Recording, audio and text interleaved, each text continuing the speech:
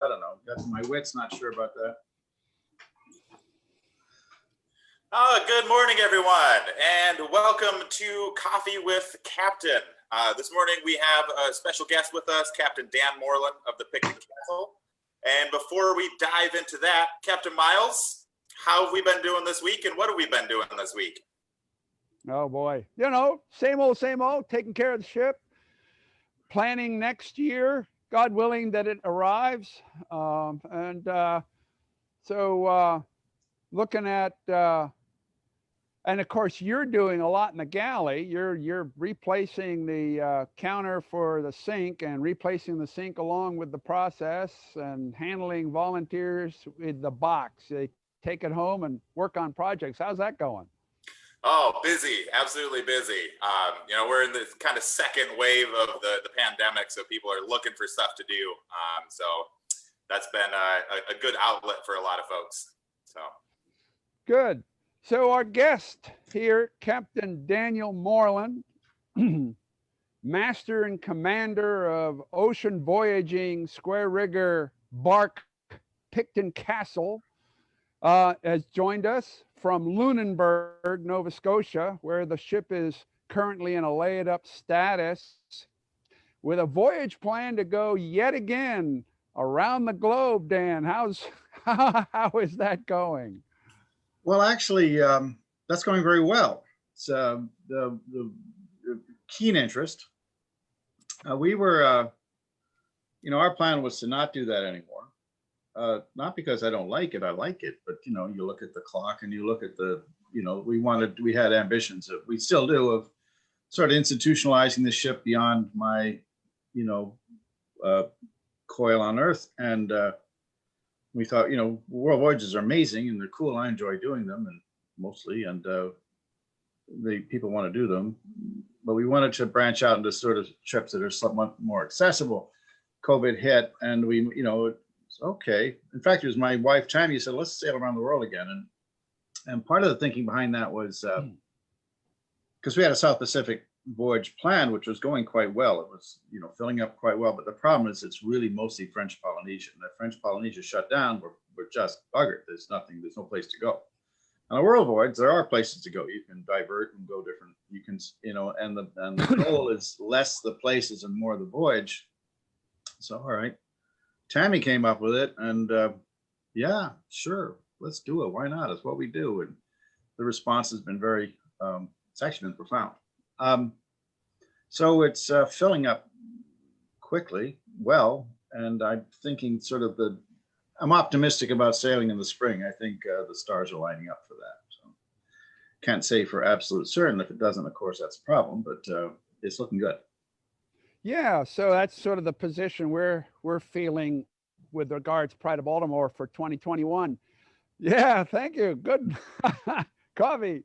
So Dan, I think from a technical point of view, what's been going on with the bark? You've done these voyages since the late 90s.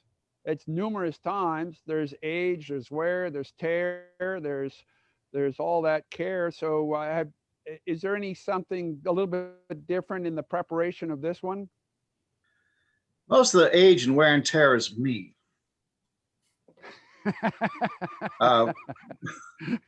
The ship, you know, first of all, I love wooden ships, but this, you know, when you fix a steel ship, it stays fixed pretty much. She's in better shape now than she was in 20 years ago. Now we find that the ironwork we put on 20 plus years ago, that needs some needs replacement. But no, there's nothing really big technical that we have to look at. You know, you come in from a world voyage. There's Captain Kimberly, skipper of the Romance, said a ship is better at the end of the voyage than the beginning, and so that's kind of true. Yeah. You know, we sailed in our last world voyage and then went to the Great Lakes. There's nothing radical. We have, you know, some welding plans, some engine work plan, but nothing. It's all sort of plenty of time for that. And I don't know. There's nothing really. We got a dry dock before we go. That's always, but that's standard stuff. Re-inspected, again, standard stuff. What else? We want to change out the stoves. I've got these.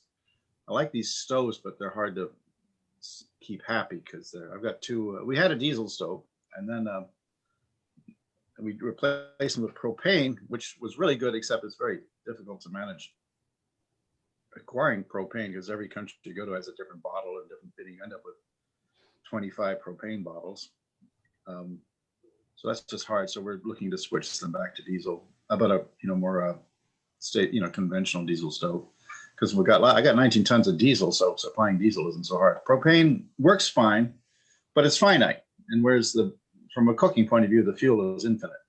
19 tons is a lot of fuel. So go ahead. Did I misunderstand that you do you planned from the last voyage going into the next one to do a fair amount of rigging, down rigging and other stuff, or did that not go? We did a fair amount of rigging. We mostly down and overhaul and back up again. Rigging's in pretty decent shape. Rigging and sail making is ongoing on board. We do it mostly at sea. So we'll be taking some wire with us. Once we do another survey, I'm pretty sure we'll replace some wire, but that's more preemptive than anything else. It's just stay ahead of it. And it's easy and fun to do at sea. I use the word fun liberally. And sail making is ongoing. We don't actually do this stuff much ashore. We do it at sea. And then we might, once we get tied up somewhere, we'll switch something out. Sails, of course, get changed at sea routinely. We've got mostly cotton sails, entirely cotton sails. We couldn't get good cotton 2 years ago, so we bought some bolts of Duradon, which works pretty good in our scale ship. I wouldn't recommend it for a really big one, but it's good for our scale. Yeah. You have Oceanus, I think. Is that right? Yeah, that's correct. Yeah. So I think when you get now, heavier strings, yeah. Go ahead. So one of the things that you're doing when you're around with the ship is this thing called a Boson School. How's that going? That's awesome. We had a great session and it's what we want to implement more of in the future. Basically, it's this. It's marine skills transferable to any marine industry mostly. I mean, not everyone needs sailmaking. And it's the marine hand skills. So what we're seeing, I don't know if you're seeing the same thing. We've had conversations about this. What I'm seeing is, because we crew internationally, we're getting really highly credentialed crew from different countries, Germany, Norway, Denmark, that have good sea time. They've got big tickets. They've got lots of safety training. It's all good. They don't know how to run a small boat. They don't know how to splice a wire or rope. Okay, that's not so great. When you and I were coming up, you got the mate's job because you could field strip a Wilcox Crittenden head, not because you could steer or do anything else. But if you could tell that schooner skipper, I can fix your head and play the guitar, you got the job.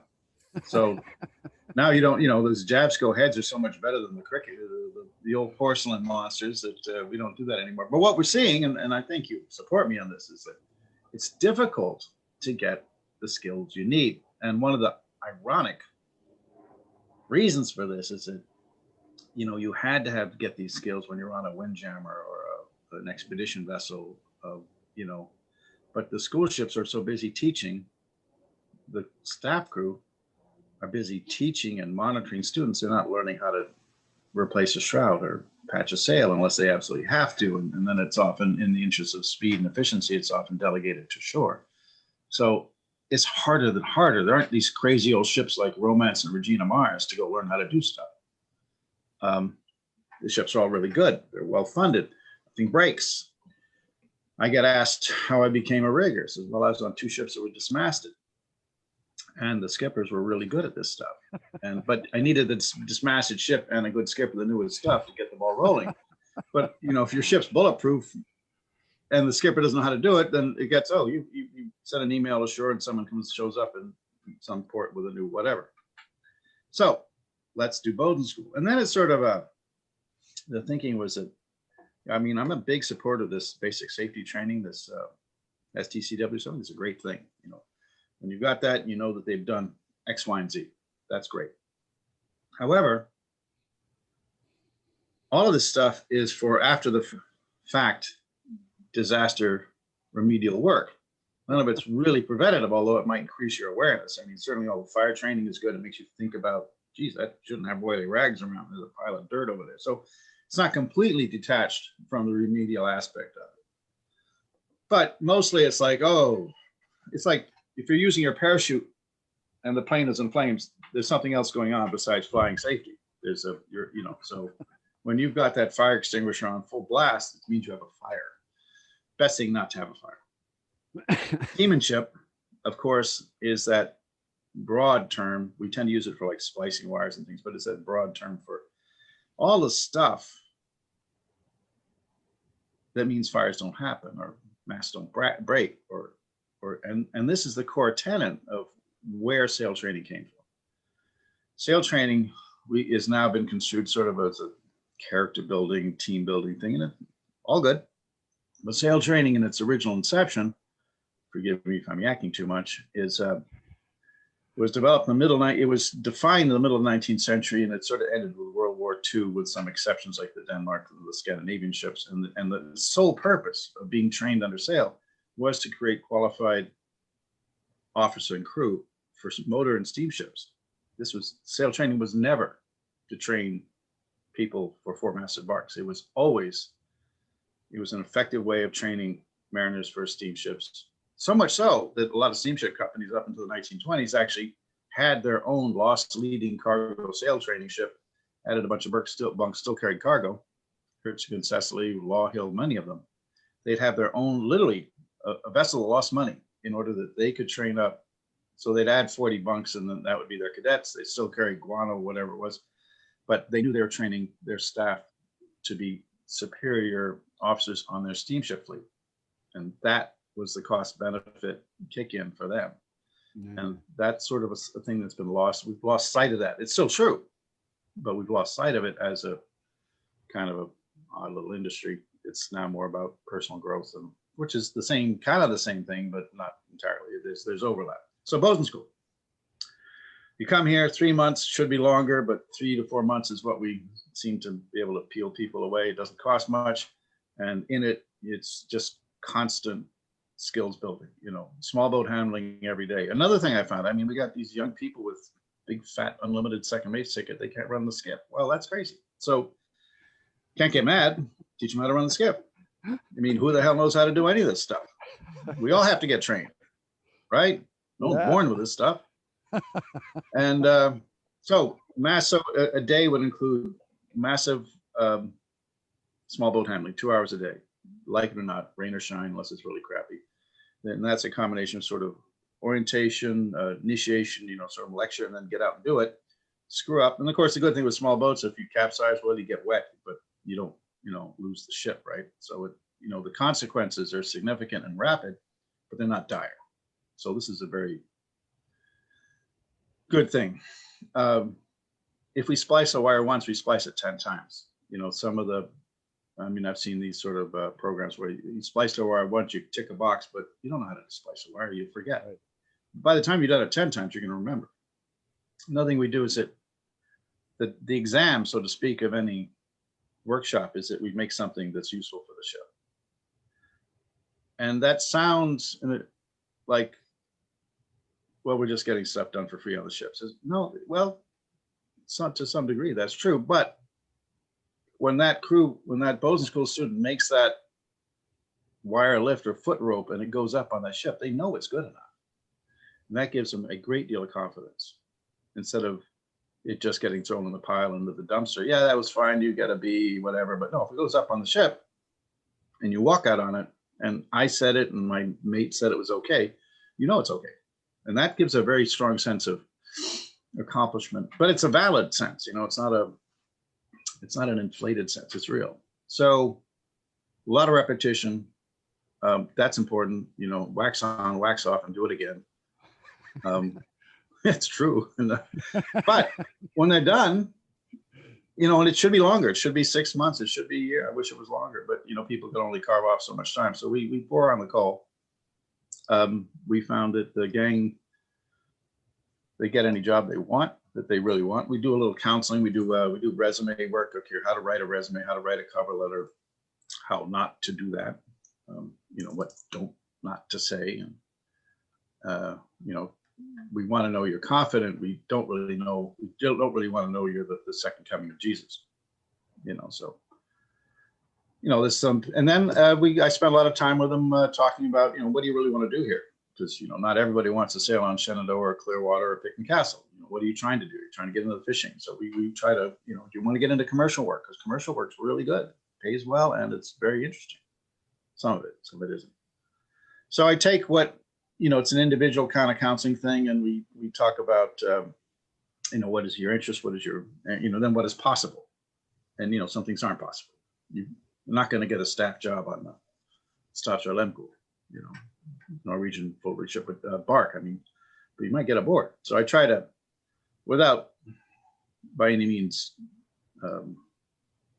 suggesting that you shouldn't pursue your dreams, is, let's get achievable here. Some things are just not possible. It's not possible to get on the Denmark right now. It's not. You have to join the Coast Guard. You want to get on the Eagle? Well, join the Coast Guard. Well, I don't want to join the Coast Guard. Well, then you're not getting on the Eagle. But if you did Boson School and joined the Coast Guard, there's a good shot you could get on the Eagle. Right. So, there's a lot of, it's reality based, but it's certainly very encouraging. Fish boats, and we honestly, our placement's been 100%. I think that's good. Yeah. So I like doing it. I think it's a neat thing, and we want to grow that. I'd like to grow it to a full year round. Right. School. Right. There's a couple of questions here from some of our viewers. One is, where is the Boson School? And the other is, when is the Boson School? We're at Lunenburg, Nova Scotia. We have a big warehouse, a dock, and usually a ship to sleep on and live on and use as a laboratory. When it's been at our convenience. So we did a session last summer, and when the ship's in port, we next session planned for summer 2022, and there'll be a summer session, also in Lunenburg, and then if things go the way I hope, it becomes institutionalized and separate, from the ship. So but that means, I need another laboratory for them to work on. I need another place for them to stay. But we'll do one with Picton Castle summer 2022. It's the next one. And you guys have started to do some virtual components of Boson School this year. Yeah, we've tried that out. It's doing okay, but I don't like it as much. But it seems to work all right, and we're going to keep growing that. I don't like it because there's but as long as I have a group to teach and that there's interaction with them, it's okay. But I don't know. I guess it's all right. We're putting out some more what do they call episodes or classes or sessions, and we got a few more to go. That's just it's an embryonic state, but I'm pretty happy with it. I just don't particularly care for it myself, but I guess it's good. I don't know. So when you populate the Picton Castle, you've got two essential goals. One is the professionals that help you run the vessel, and the other is these folks that want to have this extraordinary experience. So where are your professionals coming from? You've got the opportunity to do pretty much a global hire. You're not restricted by nationality.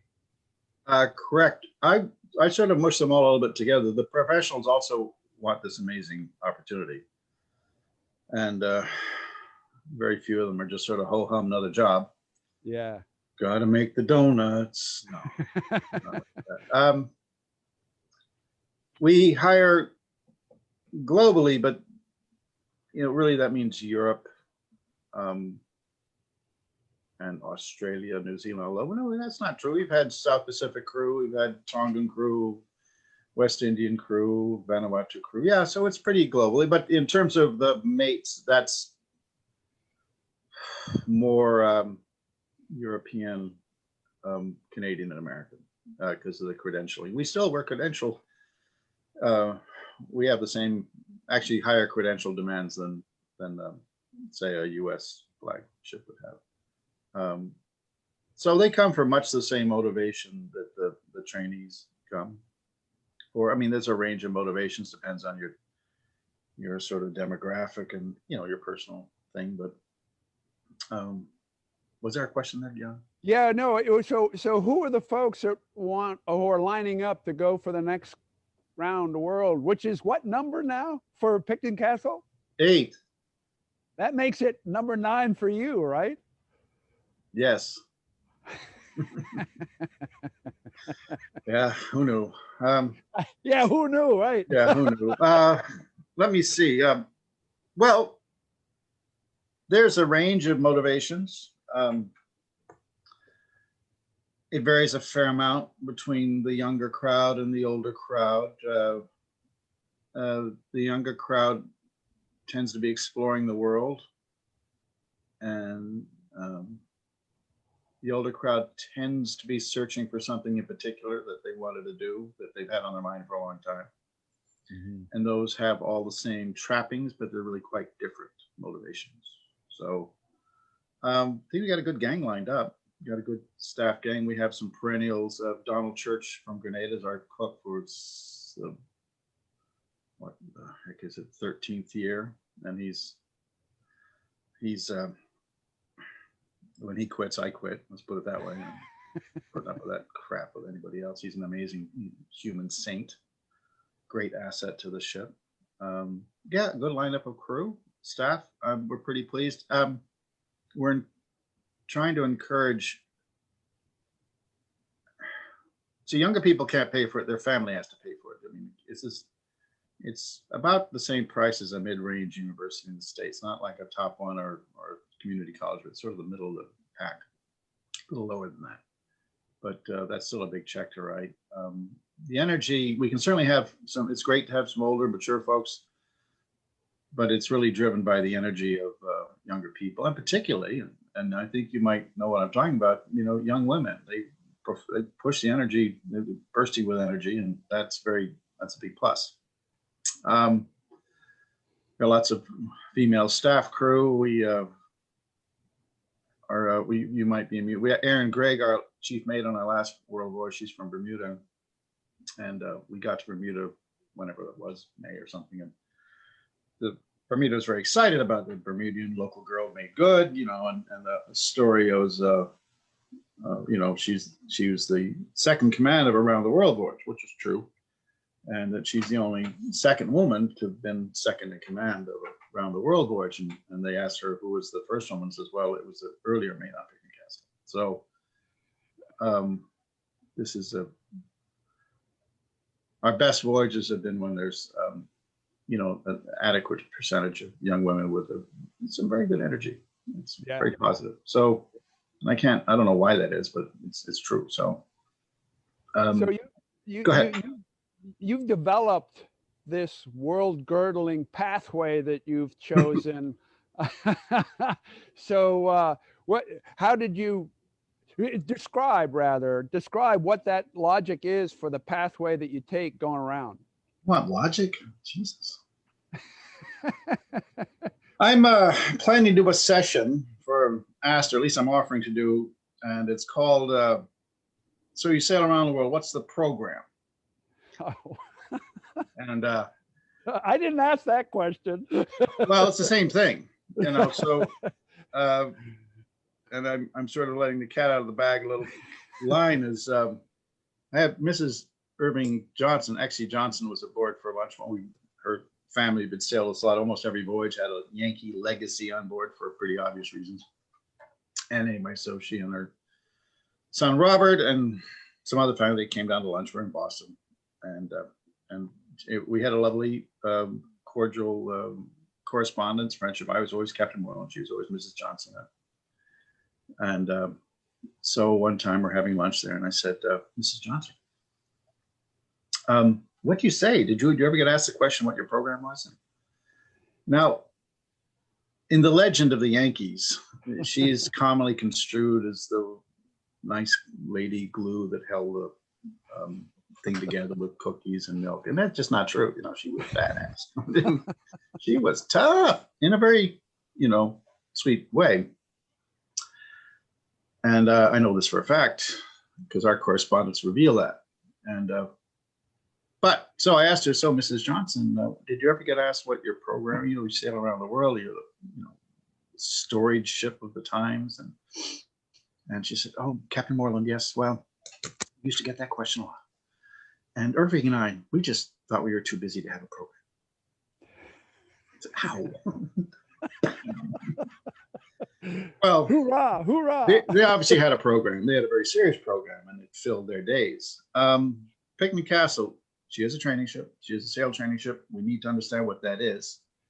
And our emphasis on our voyages is the voyage, the ship, the cultures, opening your mind up to being a citizen of the world, and very specific skill sets as America. In other words, I want you to leave that ship, if at all possible, ready for the next slot. You can't skip 3 slots. You don't get to do that. You don't do a world voyage and all of a sudden you're a captain. No. Now you're ready to be an AB or a third mate, not, it takes time. Now, some people confuse that.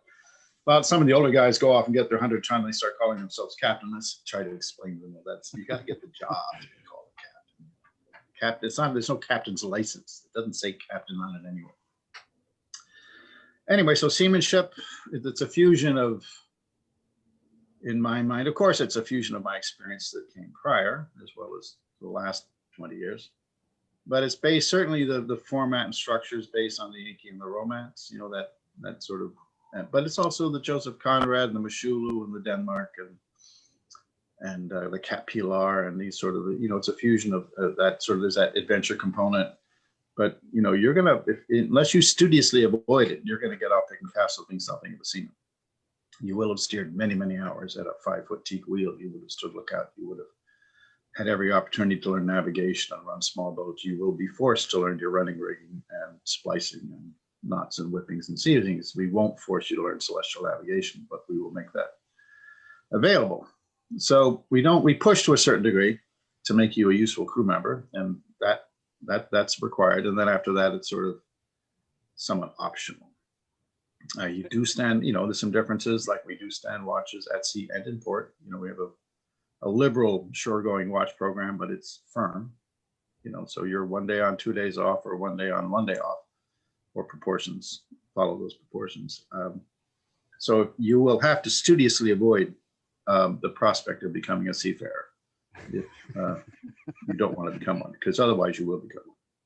That said, that puts them in touch, just not with their own abilities, but it also, I think it puts them in touch with time. Now they can relate. They read Joseph Conrad completely differently now. They read Malcolm X autobiography completely differently. There's a lot of things they just organically see differently. They're naturally environmentalists. I don't even teach about that. They're naturally they're anti-racist when this is over. Why? Well, because for the last year, they spent almost all their time in brown countries with brown people treating them really nice. And now our crew are mostly white. So that's, that opens the mind.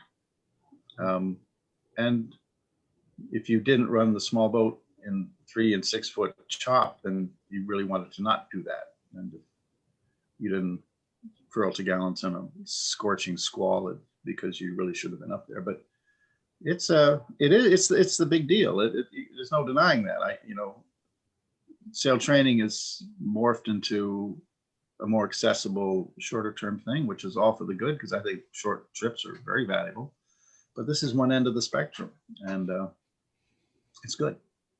And your selection of your pathway around the globe, what guides that? What's the instinct for that?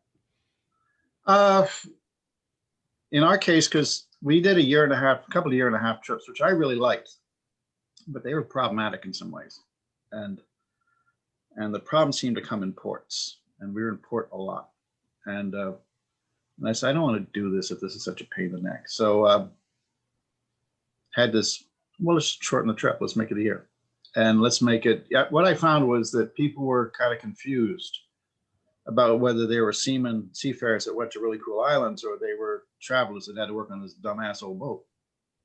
And sometimes they'd kind of go back and forth on that. So, well, let's get rid of that. So, because about half our time was in port. I actually had people, we were in Tahiti, and things were going good. We had plenty of time, and people were having fun. So I'll stay another couple extra days. I had guys come up and complain to me about being in Tahiti. That's it. Really? Go to Toronto. Go to New York. It's winter. What? Are you crazy? You don't like it? Uh-huh. We were into Fiji a long time. Now, Fiji's an amazing place. Get out in the countryside. Of course, these guys were just going to the bar and complaining to each other about us. All right, fine. You win. I shorten the trip. And what I found was people land running.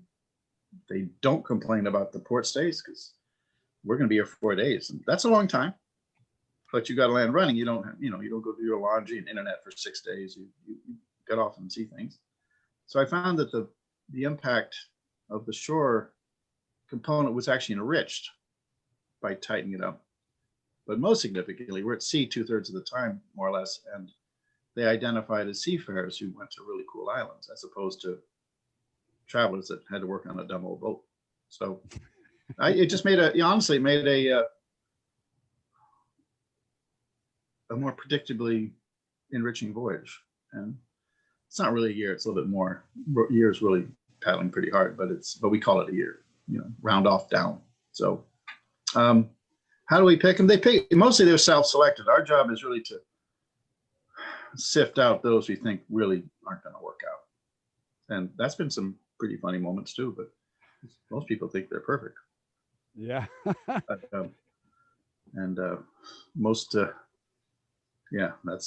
how much I should say on that right now, but it's pretty fun.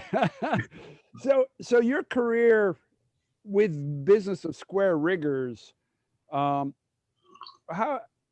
would I be incorrect to think that it really got its roots, its foundational factor with your time aboard Denmark? And that was some number of seasons. It wasn't just a season. You spent some time with Denmark. Oh, I was there quite a few years. Well, actually, it was a brigantine romance under Captain Arthur Kimberly. There would have been no Denmark without the romance. Okay. Captain, and pertinent to this question, died a few years ago, born in 1922. His first sailing ship experiences were in the late 1930s. He was on coasting schooners. He got on the Swedish four-master bark Abraham Ryberg as an ordinary seaman, which is different than some of the guys that wrote books that were just actually passenger cadets. He was an ordinary seaman, and he got this little brigantine. He was hoping to build one, and which would have cost a lot of money. And Alan Villiers had rigged this vessel up for the movie Hawaii. She's done the movie, and she was for sale for nothing. And San Diego, he and his wife bought her the last time, and they started doing what they did. And I got to know her, obviously, when I joined her, but I also got to know her after the fact when I was in Denmark. And she was really considered the gem of the Danish old school riggers and sailmakers. They really put their heart into it in 1964 or 4, I think it was, because they knew they'd never get to do this again. So she was an exquisite pearl of a 90-foot brigantine, mid 19th century single topsails, head lanyards, and all the rest of it. But I mean, far beyond the requirement for the movie. This was their own little pet project, and I think they milked it and charged plenty of money for it because she was fantastic. Captain Kimberly was an old school square rigged, age of sail trained shipmaster. Really quite a gifted man and quite a gentleman, and personally, and very sort of big mind, which you wouldn't really notice right off the bat. But he ran the ship the way he knew how, which was pretty old school. And that's mostly positive. It's not all positive. But there's a great deal of positivity to it. And if you take that and add other things to it, that's good. Anyway, I was there for 4 years, including around the world voyages, mate. And I remember we were somewhere off, I don't know where we were, Indian Ocean, Cape Town. And I'd seen the Denmark and St. Thomas a bunch of times, as you remember. She'd come in annually. What an exquisite ship. And I guess the voyage was winding down. What are we going to do next? He said, I'm going to get on the Denmark. Now, what he most likely would have said is, fat chance, kid. But he didn't. And I did, which that's a long story. But so I was most of 5 years in the Denmark. And that was, but I couldn't have gotten on the Denmark without the romance. And then the Denmark was certainly a much bigger ship, 900, 800 tons. But what was intriguing was going from the nominally 100-ton wooden brigantine Romance to the, run by a man and his wife, to the Danish state preeminent sail training ship of all time then and now. I found that from a seamanship point of view, it wasn't a long walk. We did things the same, and it was all transferable. That impressed me a lot. Not that I was good at it. I was, I was good enough, but that it shifted just like that. It was that easy, and that was pretty impressive. I have to open up this door. I'm not sure about the internet.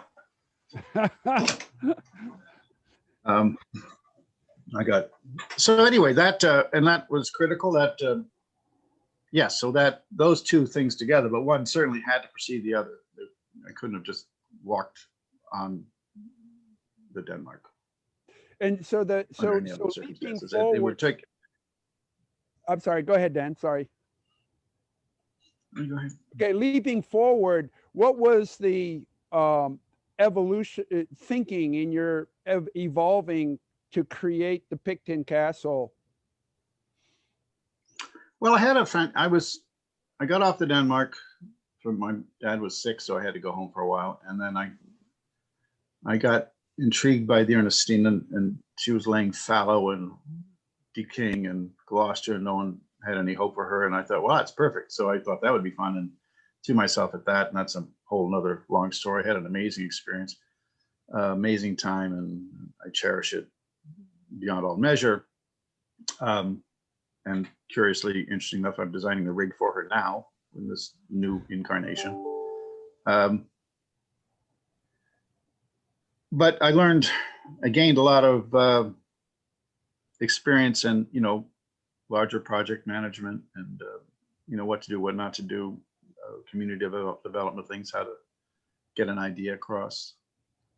That ended, and I had a great, actually needed a job. Walter Ripke, I'd been involved with Niagara, and it'd been hinted that I should apply. I had no interest in that, working in the inland sea there.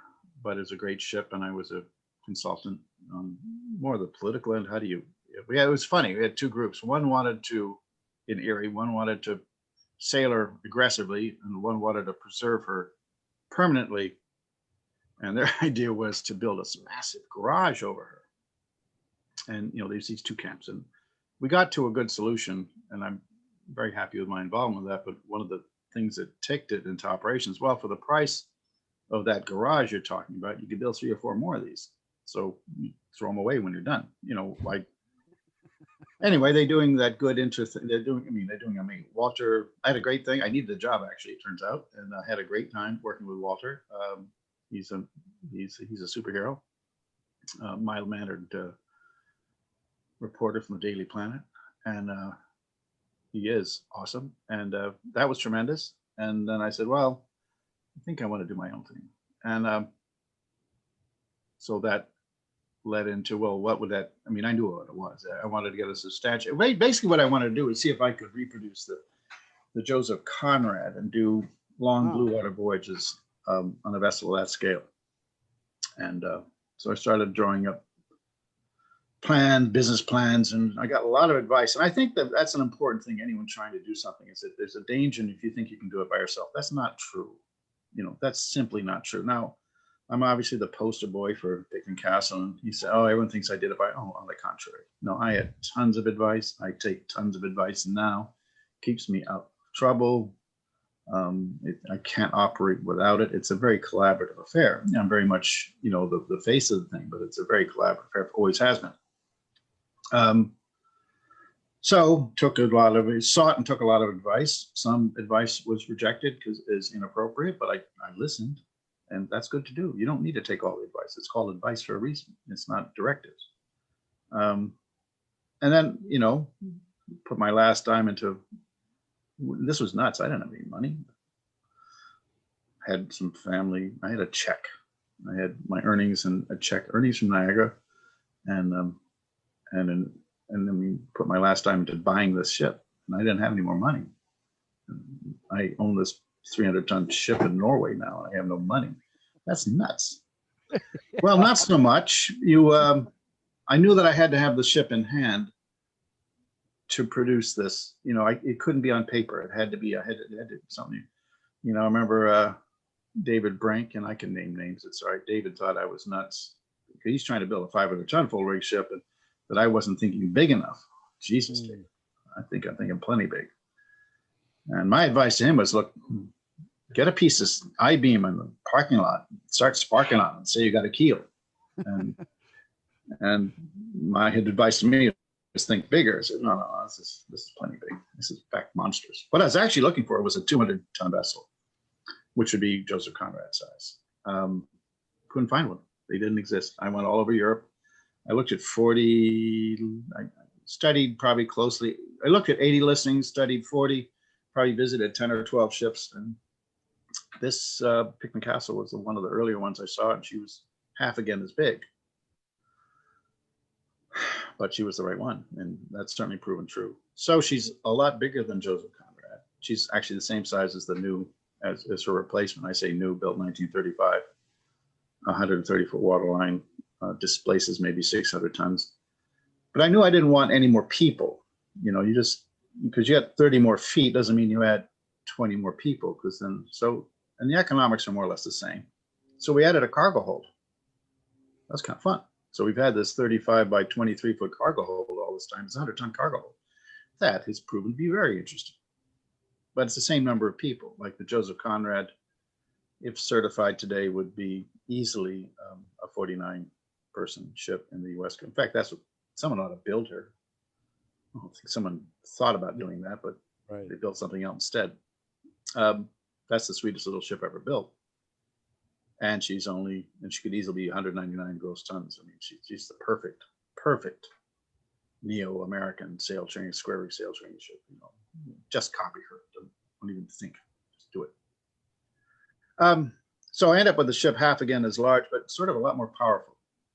We rigged her more Cape Horn style. She's turnbuckles, and she's proved as a mariner. And Joseph Conrad said quite clearly that the ownership mariners have of this ship is very different than people ashore in their house, and that's true.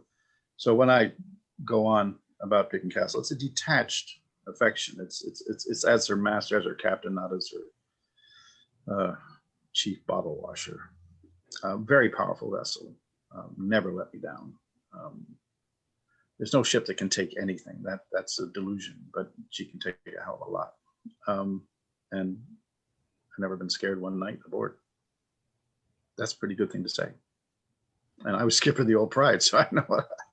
So the skipper of the Old Pride, shifting back to that, you were cycling seasonally or some kind of regular time off at Denmark, I think was the situation. And you took one of those periods away from Denmark between sessions aboard and commanded the Old Pride. That was, I think, the fall of 1979, taking her from Baltimore down to the Caribbean. Yep. That was interesting. I mean, you sailed her. I was on holiday, and I didn't really want a job. I got this call, and he kept knocking my excuses aside, and I really had no command time. I was 25, looking at 26. I don't think I was all that logical of a skipper, really. I had a lot of sea time, but not much command time. Well, don't let that get in the way. So yeah, I marched on, but I had a high comfort level with projects, and so went on board and made certain demands that we had to do. Like I thought it'd be good to have anchors. Life rafts I thought would be good, so I insisted on those. And so she'd been sailing for a couple of years, but this is stuff that you found as, in spite of those 2 years that she'd been sailing already. So that's quite stunning. Well, the danger of the regulations, as soon as you realize your ship does not have to meet them, you decide that you don't have to meet them either. And no, regulations are, even if you are not required to meet them, code for your house, fire code. Well, it doesn't mean you should disregard them. It means you don't have to put this thing exactly where they say, but look at the spirit behind this regulation. You want your house to be safe. You don't want it to burn down. I found the old Pride, her wiring was crap. And then I talked to the guy that put it in and says it was temporary. Well, it's been temporary for 4 years now. There was only one anchor. This is not enough with an underpowered sailing ship. And so we found another anchor, and we found a stock anchor. And I said, a big Danforth we need. So we got 2 more anchors. The life rafts were uncertified. Well, why would you have an uncertified life raft? Well, they fit really neat in the bays between the bulwark stanchion. You couldn't see them. We know how that worked out. So no, I said, no, we're not. Let's come on, let's get life rafts here. And when I got off, they removed them and put the other ones back. I put in the bunks, not because I think hammocks are bad, but because the hammocks were being managed. The vessel was just mangy below. They weren't being managed well, and it was just basically it was a compost situation. And so I put the bunks in, and that helped organize the space. And I thought the hammocks were fine, but they left them up all the time. You couldn't get them not to, and people had their surfboards and their barbells and their what? Get that shit ashore. What are you talking about? Get rid of, no, you don't get to carry a surfboard on the vessel. And that weightlifting stuff. No, go up and hoist. We'll pull up the anchor a few extra times. So I did that, ruffled a few feathers. Sorry. But she was an interesting vessel to sail. Pretty terrifying to sail. You don't sleep on her. You know that. It's like you sail her on the mainsail. That she was what is it, Andy Chase? She's like riding a wild mare through the night. Is that what he said? Oh no, Andy, not Chase, Andy Davis. Oh right, that's what I meant, Andy Davis. Yeah, can't argue with that. No. Had a similar sit. We almost lost her off Neva's. I don't think much of it because we didn't. And under similar circumstances when she was finally lost, big knockdown, but we rounded up instead of falling off. So clatter and boom, blew out a jib, tore a lot of stuff to shreds, and then patched it up and carried on. Right. 25 years old, near miss, good, we're done. I didn't think to write a report. I mean, I'm sure I mentioned it, but it wasn't like a secret. It just, you skid out on the highway and you get back on the road, you keep going. You don't think anything of it back then.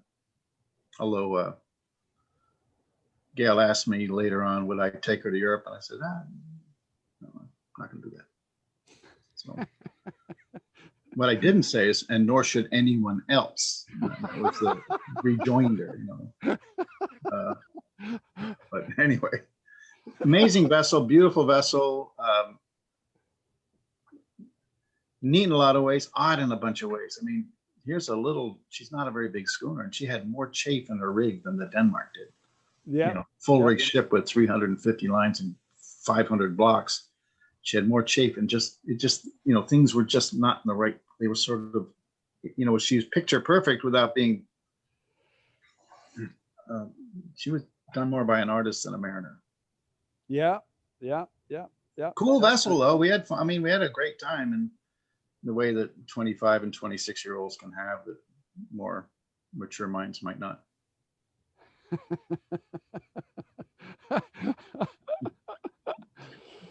So but I did look. I'm very glad I had the time and pride. It was a great early command, and learned a ton. And yeah. So with a winter between now and next spring, what's your focus? Not much. We've not much. No, we're the big thing right now is it's a fair amount of planning. We're and contingency planning more than usual. Because there's more contingency. We've always had contingency, but now we got more contingencies. We got a couple going on to the winter. May have a mini S4 sort of a winter crew, and then it's about managing getting the staff crew here, and then when the trainees come out, what we're going to get done in the meantime, and sort of setting things up for when the ship's gone. because it's a big deal when she's gone. It's a big deal for us to be gone, but it's also a substantial deal that she is gone. Setting up sort of a 3-year program. You know, we want to do, like I said, this a big Boson School in the summer of 2022, and that works well with a. It needs to meet a certain scale. You know, you need enough people to do that because a part of it is the group working together. It's not just learning how to splice something. Working up a 3-year plan of voyages post-world voyage, post this one. I'd really like to do an Atlantic voyage. That's a very rich voyage. Sail from here to northern Europe, down the west coast of Europe to West Africa and across the West Indies. It's an amazing voyage. Yeah, I call it the North Atlantic Gyre voyage, but I get it. You would. But you know, the contrasts are amazing. You know, in the world voyage, we get into the tropics and stay there, but you know, go to Copenhagen, go to Stockholm, go to Svendborg, go to Kiel, Germany, and then go to France, and then go to Portugal, and then go to like Gibraltar and Morocco and Senegal. You know, that's a massive contrast. Cape Verde Islands, and then to the West Indies. And then the cool thing is to spend a lot of time in the West Indies. The hard part is that folks see these ports as very accessible by other means. Now, maybe this changes with coronavirus, I don't know. But the way we see these ports, the only way to see them is the way we do it. Now, how do you get that idea across? And like sailing direct to the Caribbean is kind of awkward because people get drunk and stupid all the time. But sail to the Caribbean after you've been 6 months, 8 months as crew of a square rig ship, you're far more disciplined. And you've also, since you're coming from Africa, the trip from Africa to the Caribbean is just amazing on every level. I love it. You know, to go from Gorée Island, this, what they call a slave factory.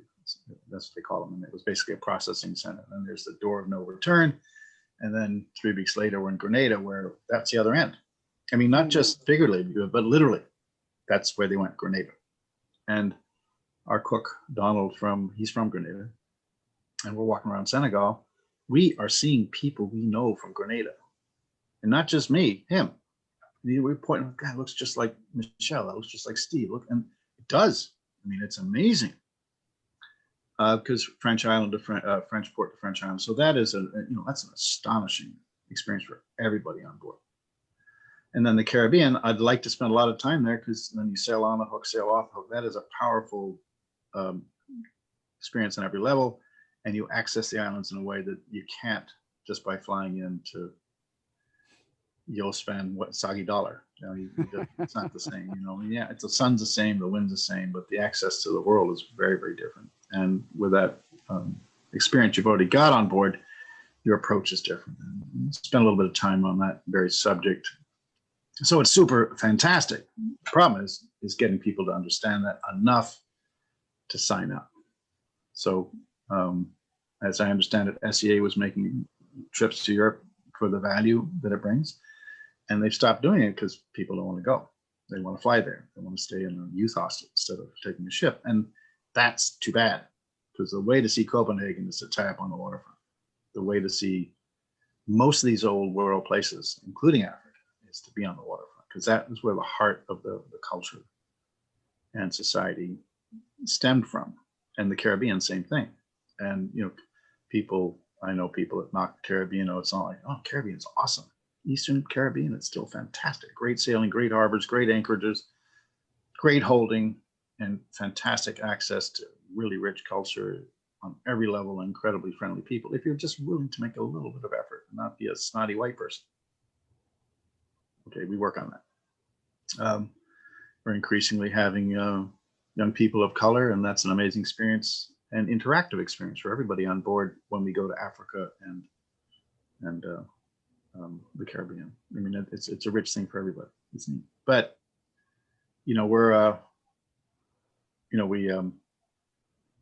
we sail on our own bottom, right? So we've got a scholarship program. We're building that quite a bit, and but we are limited to the people that request to sign up.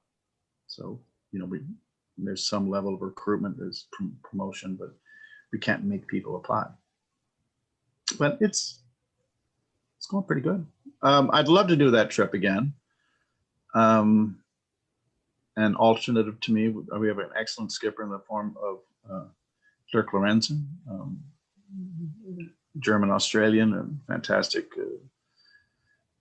He's, very much in the spirit of what we've been doing for a long time. And we've had other good skippers, Michael Moreland, who's now rigging in Lunenburg. John Beebe Center was great. So we've had interim alternative skippers. But Dirk will be probably the main guy going forward. Yeah. So how do seasons play with the global rounding in terms of timing for departure? Is there a fair freedom for getting underway, or is it somewhat locked in? a little bit locked in. You've got the best time to leave here would be sort of in the middle of winter, and that wants to do that. And the trick is I think what drives it for me is you want to get across the Indian Ocean in time. And that means you don't want to get stuck there in high cyclone season. There's no place to go. But if you leave here in May, you're missing all cyclone season in Pacific, and that's nice. So you're getting the Pacific in the winter, which is perfect. South Pacific, it's not really cold, you know what I'm saying? And it's nice breezes. It's even a little bit cool, which is pleasant, steady breezes. But you got to keep paddling in order to get across the Indian Ocean, before it gets too deep into cyclone season. And that you don't want to be there in February. You want to be across in November, mid-December, and you want to be across by sometime in December. I mean, December is sort of the equivalent of June in our hurricane season here, but probably not going to have a cyclone, but you still want to be paddling. Then after that, it's just home free, and then it's really a matter of getting. So you're in Cape Town for January-ish. And then it's funny, there's a lot of psychology on this video. I think everyone thinks they're almost home. No, you got 8,000 miles to go. That's pretty far. Well, I think I'll pack my bag. No. You can wash those socks again. You're not wait for mom. We spent a little bit of time on that. And that's a great passage. Cape Town to the Caribbean, perfect trade. South Atlantic almost never has. I think there's 2 recorded circular storms in history or something. It's just fantastic. Southeast trades the whole way till you get to the equator. Then it gets a little bit mushy, then it picks up again. And then, of course, the Caribbean. I try to make sure we don't shortchange the Caribbean because it is too cool. And, the small boat handling and a lot of the small island, very welcoming, but not welcoming in any kind of primitive sense. We're talking about people very well educated, definitely social peers on every level, and even within the confines of narrow-mindedness, it's still true. And and then you want to get back in time for the summer. It could be anytime in June, but people have other plans. And then if we're doing something in the summer, it's good to be back by June 1st. I think Irving Johnson used to get back by May 1st. That's pretty frisky. That's pretty cool. But then he had a summer program that he needed to turn around for. And they'd already been on board a year and a half. We've been on board a little bit more than a year. People I find aren't usually in a rush to get off. But if we have a summer agenda, we need the time for, fulfilling that. Last time we did a 2-week turnaround, and Dirk took her to the Great Lakes. You were there and you saw that, and you were part of it. And that worked out pretty well. Yeah. So we can't blow off our summers economically. But even then, the most we would do is just come in later in June. So it's not that much. You don't want to be farting around in July. Dan, we have had way too much fun. It's been an hour. Would you believe it? Wow. So, Jeffrey, would you take over?